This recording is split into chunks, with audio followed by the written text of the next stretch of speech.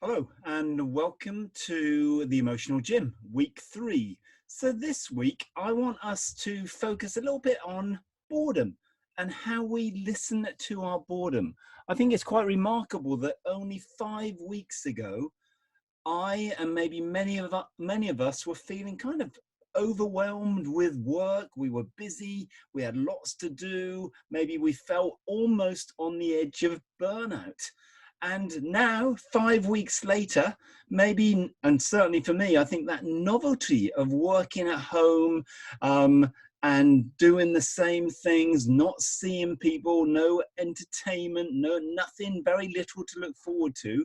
Maybe we're now on the verge of possibly the Boreout, the kind of opposite end of burnout. Um, Maybe we're losing energy or we're finding ourselves procrastinating and maybe even saying those words, what's the point? I mean, clearly this part where maybe I or others are feeling doesn't impact key workers whose jobs really do go on as normal or are even more busier than ever. But certainly at the weekends, it seems maybe for many of us, the time that we have so much time, more time than maybe, and we're time rich, more time than we ever had before. And sometimes time can just be terrifying. It's like, what do I do with all this time? Where do I go? What do I think? How do I feel? And maybe we find ourselves avoiding that time by kind of numbing out, going into social media, sending facile and funny, amazing videos all the time, and trying to find something positive to send or to think about.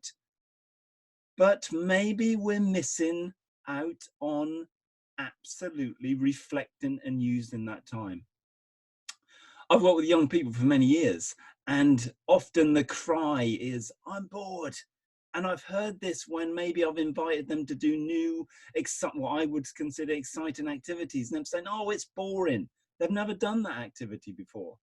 And yet it's boring. And I wonder whether that cry of boredom is almost saying something about anxiety, that actually this scares me and I don't want to do it, so I want to avoid it. Before the lockdown, we had structure. Most of us, if we go to work, we know our structure. We know our daily routine. If we're at school, we have a structure. The bells tell us what to do and when to do. Maybe in our entertainment world or our sporting world, we had a structure and when we were going to do things, what was going to happen. It was kind of all there for us. Now, we have very little external structure. We kind of have to perpetuate that ourselves. If we're at work and we're working from home, yes, clearly we still have some kind of structure, but it's all coming from within us. And sometimes with this great amass of time, we can maybe feel overwhelmed. Perhaps this time of almost international, worldwide, you could say, retreat is a time for us to go in, and it's a time for us to move from being a human doing to a human being and dare to be with ourselves, to look in and to find the unfound beauty and richness of the unknown and what goes on inside. A few years ago, I lived in a community. It was called the Northumbria community. It's kind of a spiritual community, and it was a very structured community. We lived by the bells, ultimately. So the bell would tell us kind of when food was happening, it would tell us when we go to prayers, it would tell us when we work, it would tell us when we meditate, our prayers, all those kind of things. And it was all about just giving us that structure, which I kind of really liked. When people used to come to us to retreat, to spend some time away from their normal routine, their normal world. And we used to say, it's about retreating to advance, to actually not retreating from the world, but to advance when we go back into our normal routine, to grow, so they can be, actually we can deal with some uncomfortable things and feelings and sort stuff out while we're away from our normal routine and our normal world. And I wonder whether that is something that we can do and use this time, as scary as it might be, to go in, to grow, and to move forward. I've got a few little emotional fitness challenges for you this week, as normal. So the first one is ring the bells. And I'm sure many of you have maybe maintained a structure, but yes, let us make sure we maintain a basic structure.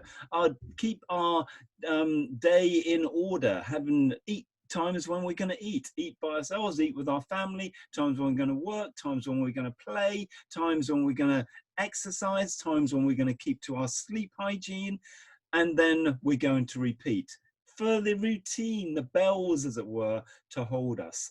The second thing is perhaps you could practice 15 minutes or more a day where you just say, okay, I'm going to reflect.